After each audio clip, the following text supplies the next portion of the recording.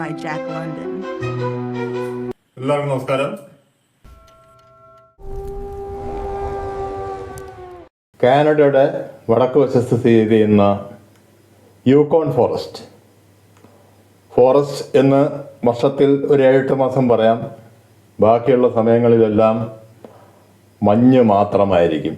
Winter സീസണിലെല്ലാം മഞ്ഞ് മൂടി കിടക്കുന്നു. മരങ്ങളെല്ലാം ഇല പൊഴിച്ച് മഞ്ഞ് മൂടി നിൽക്കും. നദിയിലെ ജലപ്രവാഹം ഐസായി മാറുന്നു. അങ്ങനെ എല്ലാ ചലനങ്ങളും നിർത്തിവയ്പ്പിക്കുന്ന വിൻ്റർ. മറ്റൊരു രീതിയിൽ പറഞ്ഞാൽ നമ്മുടെ കേരളത്തിൽ കാണുന്ന ഭാരത് ബന്ദ് പോലെ ഒന്നിനും അനക്കമില്ല. ഒപ്പം പല ജീവികളും ഹൈബർനേഷൻ അഥവാ ശിശിരനിദ്ര എന്ന ഒരവസ്ഥയിലേക്ക് മാറും. അതോടെ അവയുടെ ചലനവും അവസാനിച്ചു. ഇതിനെല്ലാം വിപരീതമായി ചലിച്ചുകൊണ്ടിരിക്കുന്ന ഒരു ജീവി മാത്രമുണ്ട്, മനുഷ്യൻ. അവൻ്റെ ചലനം ആ കാടുകളിൽ വിൻ്റർ സീസണിൽ കൂടും. കാരണം വിൻ്റർ സീസണിൽ മെക്കൻസി നദി ഐസ് കട്ടയാവുന്നതോടെ അതിൻ്റെ മുകൾ വശം നിരപ്പായ ഒരു വഴി പോലെയാണ്. കേരളത്തിലെ നമ്പർ 1 റോഡ് പോലെയല്ല, നിരപ്പായ മിനുസമാർന്ന ഒരു വഴി. അതിലൂടെ സഞ്ചരിക്കുന്നതിനായിട്ട് പ്രധാനമായിട്ടും 19-ാം നൂറ്റാണ്ടിൻ്റെ അവസാനവും 20-ാം നൂറ്റാണ്ടിൻ്റെ തുടക്കത്തിലും ഇന്നും അവിടേക്ക് അത് തന്നെയാണ്, ഡോഗ് സ്ലെഡ്ജ് എന്ന ഒരു വാഹനമാണ് ഉപയോഗിക്കുന്നത്. നായ്ക്കൾ വലിക്കുന്ന മഞ്ഞിലൂടെ നിരങ്ങി നീങ്ങുന്ന ഒരു വാഹനം. നായ്ക്കൾ എന്ന് പറഞ്ഞാൽ നമ്മളിവിടെ സാധാരണ കാണുന്ന പോലത്തെ നായ്ക്കളല്ല. ഏത് കഠിനമായ തണുപ്പും അതിജീവിക്കാൻ കഴിയുന്ന ശക്തരായ വുൾഫ് ഡോഗ്സ് എന്നവരെ വിളിക്കുന്ന അലാസ്കൻ ഡോഗ്സ്. അലാസ്ക, സൈബീരിയ തുടങ്ങിയ സ്ഥലങ്ങളിലാണ് അത്തരം ഡോഗ്സ് കാണപ്പെടുക. അത്തരം 6 ഡോഗ്സ് വലിക്കുന്ന ഒരു സ്ലെഡ്ജ് മെക്കൻസി നദിയുടെ പുറത്തുകൂടെ വടക്ക് നിന്ന് തെക്ക് ഭാഗത്തേക്ക്, അതായത് ആൾപ്പാർപ്പുള്ള ഭാഗത്തേക്ക് വന്നുകൊണ്ടിരിക്കുന്നു. നായ്ക്കളോടൊപ്പം അധ്വാനിക്കുന്ന 2 മനുഷ്യരും അവിടെയുണ്ട്. മുമ്പിലും പുറകിലുമായിട്ട് ഓരോ മനുഷ്യർ. മുമ്പിലുള്ള ആൾ നായ്ക്കളോടൊപ്പം ആ സ്ലെഡ്ജ് വലിക്കുന്നു, പുറകുള്ള ആൾ തള്ളിക്കൊടുക്കുന്നു. മൂന്നാമതൊരാൾ ആ സ്ലെഡ്ജിൻ്റെ മുകളിലുണ്ട്, പക്ഷേ ജീവനില്ലാത്ത അവസ്ഥയിലാണെന്ന് മാത്രം. ആ സ്ലെഡ്ജിൻ്റെ മുകളിൽ വച്ചിരിക്കുന്ന ഒരു ശവപ്പെട്ടിക്കകത്ത് ഒരാൾ അന്ത്യവിശ്രമം കൊള്ളുന്നു. കൂടാതെ ആ സ്ലെഡ്ജിന് മുകളിൽ മറ്റൊരുപാട് സാധനങ്ങളുണ്ട്.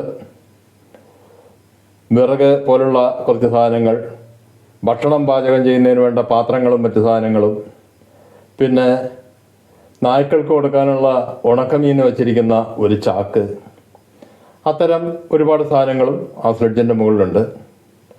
മഞ്ഞ് പൂർണ്ണമായി കുറഞ്ഞു കഴിഞ്ഞിട്ടില്ല. അതുകൊണ്ട് തന്നെ സ്ലെഡ്ജിൻ്റെ നീക്കം അത്ര സുഖകരമല്ല. നേരം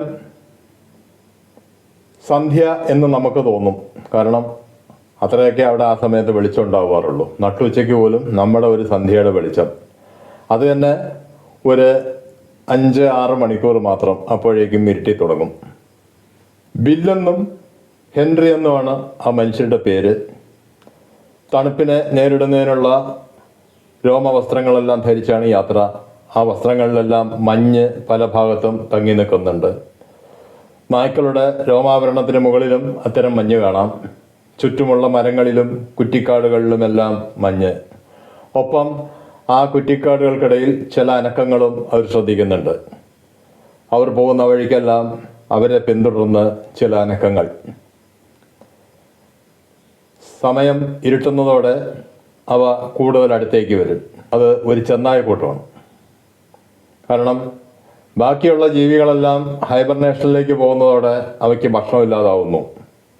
ഇവരെ പിന്തുടർന്ന് ആ ചെന്നായ്ക്കൂട്ടം നടക്കുമ്പോൾ ചെന്നായ്ക്കൂട്ടത്തിൻ്റെ കണ്ണിൽ ഇവർ വേറൊന്നുമല്ല, മാംസം മാത്രം. മനുഷ്യരെന്നോ നായ്ക്കളെന്നോ അവർക്ക് വ്യത്യാസമില്ല. മാംസം, അവരുടെ ഭക്ഷണമായിട്ടുള്ള മാംസം. ഇവരുടെ കയ്യിലുള്ള ചില പ്രത്യേക സാധനങ്ങൾ മാത്രമാണ് അവയെ അകറ്റി നിർത്തുന്നത്. പ്രധാനമായിട്ടും നേരം ഇരുട്ടിക്കഴിഞ്ഞാൽ തീയും, പകൽ സമയത്ത് ഇവരുടെ കയ്യിലുള്ള ചില ആയുധങ്ങളും. അവരുടെ പ്രധാന ആയുധം എന്ന് പറയുന്നത് ഒരു റൈഫിളാണ്. അതിൽ ബുള്ളറ്റ് തീർന്നുകൊണ്ടിരിക്കുന്നു. അതിനനുസരിച്ച് അവർക്ക് ഒന്നിനെ നേരിടാൻ പറ്റാത്ത അവസ്ഥയാണ്. നടക്കുന്നതിനിടയിൽ ബില്ല് കുറ്റിക്കാടിനിടയിലേക്ക് വിരൽ കൊണ്ടിക്കൊണ്ട് പറഞ്ഞു, ഇപ്പോൾ ഇവർ ഒരുപാട് അടുത്തടുത്ത് വരുന്നുണ്ട് ഹെൻറി.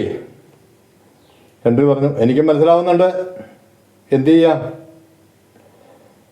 ബില്ല് പറഞ്ഞു, ബുള്ളറ്റ് കുറച്ചുകൂടി അധികം ഉണ്ടായിരുന്നെങ്കിൽ എനിക്ക് അറിയായിരുന്നു എന്ത് ചെയ്യണമെന്ന്. അതിനിപ്പോൾ എത്ര എണ്ണം ഉണ്ട്? 3 എണ്ണം. ഒരു 300 എണ്ണമെങ്കിലും വേണ്ടിയിരുന്നു. എന്നാ ഞാൻ അത് പോട്ടെ, ഏകദേശം എത്ര എണ്ണം ഉണ്ടാവുന്നതാണ് നിന്റെ ഊഹം? 20 എണ്ണമെങ്കിലും കാണും ചുരുങ്ങിയത്. ആ ചെന്നായ്ക്കൂട്ടത്തിനെ കുറിച്ചാണ് അവർ പറയുന്നത്. 20 ചെന്നായ്ക്കളെങ്കിലുള്ള ഒരു കൂട്ടം അവരെ പിന്തുടർന്നുകൊണ്ടിരിക്കുകയാണ്. നേരെ ഇരുട്ടി തുടങ്ങിയതോടെ അവർ ആ കുറ്റിക്കാടിൻ്റെ ഒരു ഭാഗത്തേക്ക് സ്ലെഡ്ജ് അടുപ്പിച്ചു. അവിടെ ഒരു ക്യാമ്പ് ഫയർ ഇട്ടു. ഇനി ആ ക്യാമ്പ് ഫയറാണ് അവരുടെ രക്ഷ. ആ ഫയർ തീർന്നാൽ ചെന്നായ്ക്കൾ അവരെ വളയും. അതിൻ്റെ അടുത്തിരുന്ന് തീ കാഞ്ഞുകൊണ്ട് പാചകമൊക്കെ ഇതിനിടയിൽ ഹെൻറി നടത്തിയിരുന്നു. ബില്ലാണെങ്കിൽ ആ സമയത്ത് നായ്ക്കൾക്ക് ഉണക്കമീൻ കൊടുക്കുകയായിരുന്നു. എല്ലാം കൊടുത്തു കഴിഞ്ഞ് ഹെൻറിയുടെ അടുത്ത് വന്നിരുന്നിട്ട് ബില്ല് ചോദിച്ചു, ഹെൻറി, നമുക്ക് എത്ര നായ്ക്കളുണ്ട്? താനെന്തോടെ എങ്ങനെ ചോദിക്കണത്? 6. ഞാൻ അതുകൊണ്ട് തന്നെ ചാക്കിൽ നിന്ന് 6 ഉണക്ക മത്സ്യം എടുത്തു. ഓരോന്നിന് ഓരോ മത്സ്യം വെച്ച് കൊടുത്തു. അവസാനം 1 ഇയറിന് 1 ഇയർ, ഒറ്റച്ചെവിയൻ എന്നുള്ള അർത്ഥത്തിൽ അവരൊരു നായ്ക്കിട്ടിരിക്കുന്ന പേരാണ്. അവന് മത്സ്യം കിട്ടിയില്ല. നിനക്ക് എണ്ണം തെറ്റിയതായിരിക്കും. ഞാൻ ഒന്നുകൂടി പറയുന്നു, 6 മത്സ്യം ഞാൻ എടുത്തു, 6 പേർക്ക് ഓരോന്ന് കൊടുത്തു. പക്ഷേ 1 ഇയറിന് മത്സ്യം കിട്ടിയില്ല. അതെങ്ങനെ ശരിയാവും? അത് പിന്നീട് ഞാൻ നോക്കുമ്പോൾ ശരിയായി. ആ ചെന്നായ്ക്കൂട്ടങ്ങളിൽ ഒരെണ്ണം ഇവയ്ക്കിടയിലുണ്ടായിരുന്നു. അത് മഞ്ഞിലൂടെ തിരിച്ചോടുന്നത് ഞാൻ കണ്ടു മീൻ കിട്ടിക്കഴിഞ്ഞപ്പോൾ. ഹെൻറി അത്ഭുതത്തോടെ നോക്കി. അല്ല, ആ ചെന്നായ്ക്കളിൽ ഒരെണ്ണം ഈ നായ്ക്കളുടെ ഇടയിൽ വന്നാൽ ഇവർ ബഹളം വെക്കേണ്ടതല്ലേ? അങ്ങനെ നമ്മൾ അറിയേണ്ടതല്ലേ? അതാണ് എനിക്കും അത്ഭുതം. അവരാരും യാതൊരു ബഹളം ഉണ്ടാക്കിയിട്ടില്ല. പിന്നീട് ഞാൻ ചാക്ക് തുറന്ന് ഒരു മത്സ്യം എടുത്ത് 1 ഇയറിന് വേറെ കൊടുത്തു. ഈ സംസാരത്തിനിടയിൽ തന്നെ അവർ ശ്രദ്ധിക്കുന്നുണ്ട്, ആ മഞ്ഞു മൂടിക്കിടക്കുന്ന കുറ്റിക്കാടുകൾക്കിടയിൽ നിന്ന് തീക്കനൽ പോലുള്ള ഗോളങ്ങൾ അവരെ തുറിച്ചു നോക്കുന്നു. ഇരുട്ടത് വേറൊന്നും കാണാനില്ല. ആ ചെന്നായ്ക്കളുടെ കണ്ണ് മാത്രം അവർക്ക് കാണാം. അവ പതുക്കെ പതുക്കെ അവരുടെ ആ ക്യാമ്പ് ഫയറിന് അടുത്തേക്ക് വരുന്നത് ബില്ലും ഹെൻറിയും മനസ്സിലാക്കി. അവർ തീ ഒന്നുകൂടി ആളി കത്തിച്ചു. അവരുടെ 6 നായ്ക്കളും പേടിച്ചു വിറച്ച് ആ 2 മനുഷ്യരുടെയും കാലിന് ചുറ്റുമായിട്ട് ഇരിപ്പുറപ്പിച്ചു. കൂട്ടത്തിൽ അവരിത്തിരി ഒച്ചയും ബഹളമൊക്കെ ഉണ്ടാക്കുന്നുണ്ട്. കാരണം അവരുടെ കണ്ണിൽ വന്യമൃഗങ്ങളെന്ന് പറഞ്ഞാൽ ശത്രുക്കളാണ്. വന്യമൃഗങ്ങൾക്ക് നാട്ടിലെ മൃഗങ്ങളും അതേപോലെ തന്നെയാണ്. അത് അവരാരും പഠിപ്പിക്കുന്നതല്ല. അവർ ജനിച്ച കാലം തൊട്ടേ അവർക്കുള്ള ഒരു ഉൾക്കാഴ്ചയാണത്. ഒരു മൃഗത്തിനെ കണ്ടാൽ നാട്ടുമൃഗം മനസ്സിലാക്കും ഇത് വന്യമൃഗമാണെന്ന്, വന്യമൃഗം മനസ്സിലാക്കും അത് നാട്ടുമൃഗമാണെന്ന്. അതവിടെ ഒരു വയലൻ്റ് ആവും. പ്രകൃതിയുടെ ഒരു നിയമമെന്ന് പറയാം.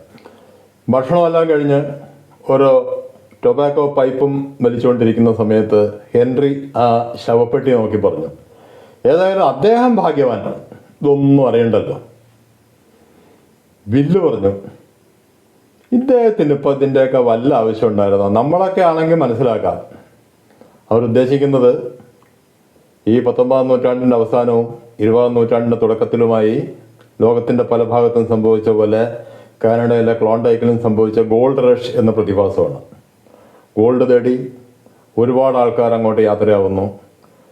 ചില ഭാഗ്യവാന്മാർക്ക് ഗോൾഡ് കിട്ടും, മറ്റു പലരും നിരാശരായി തിരിച്ചു വരും. അവരുടെ ആ ശവപ്പെട്ടിയിൽ കിടന്നുറങ്ങുന്ന മനുഷ്യനെന്ന് പറയുന്നത് നാട്ടിലെ ഒരു പ്രഭുവാണ്, മെക്ഗോറി എന്ന ഒരു കോട്ടയുടെ അധിപൻ. അതാണ് അവർ പറയുന്നത്, ഇദ്ദേഹത്തിന് ഇപ്പോൾ ഇതിൻ്റെ വല്ല ആവശ്യമുള്ളൂ, ആ ഗോൾഡൊന്നും കിട്ടണ്ട, അല്ലാതെ തന്നെ സുഖമായിട്ട് ജീവിച്ചു പോകാനുള്ള വഴിയുണ്ട്. എന്നാലും മനുഷ്യരുടെ ആ അത്യാഗ്രഹം തീരില്ലല്ലോ. പക്ഷേ ഒന്നും കിട്ടിയില്ല എന്ന് മാത്രമല്ല, ആ യാത്രയിൽ അദ്ദേഹത്തിന് വിലപ്പെട്ട ഒന്ന് നഷ്ടപ്പെടുകയും ചെയ്തു, ജീവൻ. ഏതായാലും അദ്ദേഹത്തിൻ്റെ ബോഡി അവർ സംരക്ഷിച്ച് തിരിച്ച് നാട്ടിലേക്ക് കൊണ്ടുപോവുകയാണ്. ഹെൻറി ഇതിനിടയിൽ ചോദിച്ചു, ബില്ലേ, നമ്മളെങ്ങാനും മരിച്ചുപോയാൽ ഇങ്ങനൊരു അവസ്ഥയായിരിക്കുമോ? നമ്മൾ മരിക്കുമ്പോൾ ബോഡി മര്യാദയ്ക്ക് അടക്കുമെന്ന് തന്നെ അറിഞ്ഞൂടാ. ചെന്നായ്ക്കൾ നിന്നുകൊണ്ട് പോകാനാണ് എല്ലാ ചാൻസും. പൈപ്പെല്ലാം വലിച്ചു കഴിഞ്ഞ് അവർ ബെഡൊക്കെ വിരിച്ചു. ബെഡെന്ന് പറഞ്ഞാൽ നമ്മൾ കഴിയുന്ന പോലുള്ള ബെഡൊന്നുമല്ല, ചില ചാക്കും അതിൻ്റെ മുകളിൽ ഇത്തിരി കമ്പിളിയൊക്കെ ആയിട്ടുള്ള ഒരു സംവിധാനം. അതിൽ ഉറങ്ങാൻ കിടന്നു. തീ ഒന്നുകൂടി ആളി കത്തിച്ചു. അവരുടെ 6 നായ്ക്കളും ആ തീക്കടുത്തും സ്ലെഡ്ജിനടുത്തും ഒക്കെ ആയിട്ട് കൂട്ടം കൂടി അങ്ങനെ ഇരിക്കുകയും കിടക്കുകയൊക്കെ ആയിട്ട് അങ്ങനെ ഒരു അവസ്ഥയിലാണ്. അപ്പുറത്തുനിന്ന് ചെന്നായ്ക്കളുടെ ഓരിയിടലും ബഹളവും ഒക്കെ കേൾക്കുന്തോറും അവർ കൂടുതൽ അസ്വസ്ഥരായിക്കൊണ്ടിരിക്കുകയാണ്. അവർ കൂടുതൽ തീയുടെ അടുത്തേക്ക് പോകും. കാരണം തീയുടെ അടുത്തേക്ക് ഒരിക്കലും ചെന്നായ്ക്കൾ വരില്ല എന്ന് അവർക്കറിയാം.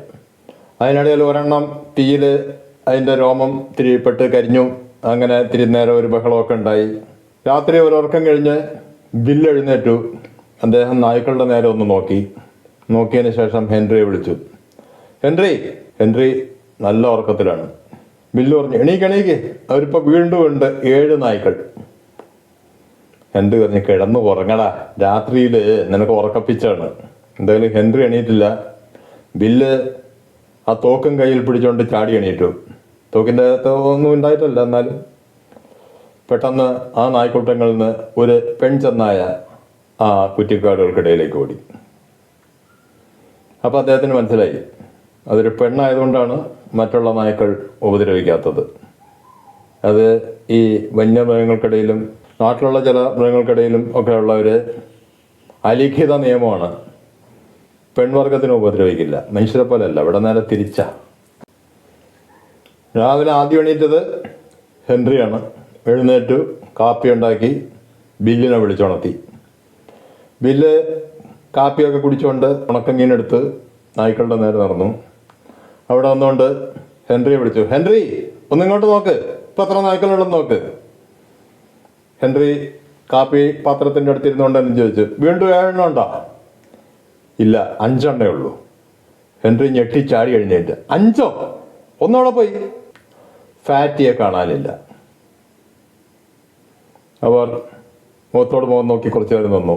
സംഭവിച്ചെന്താണെന്ന് അവർ ഊഹിച്ചു. ഫാറ്റിയെ ആ പെൺചെന്നായ മയക്കെടുത്തുകൊണ്ട് പോയി. പക്ഷെ കൂട്ടത്തിലെത്തി കഴിഞ്ഞാൽ പിന്നെ മയക്കലൊന്നും ഉണ്ടാവില്ല, തീറ്റ ഉണ്ടാവുകയുള്ളൂ. അത് അവർക്കറിയാം. ഹെൻറി പറഞ്ഞു, അവർ ജീവനോടെ വിഴുങ്ങി കാണും ഫാറ്റിയെ. ബില്ല് പറഞ്ഞു, അവനല്ലെങ്കിലും ഒരു മന്ദബുദ്ധിയാണ്. അങ്ങനെ ഫാറ്റിയുടെ ചരമഗീതം അത്രയും പറഞ്ഞ് അവസാനിപ്പിച്ചുകൊണ്ട് അവർ സാധനങ്ങളെല്ലാം പാക്ക് ചെയ്തു, യാത്ര തുടർന്നു.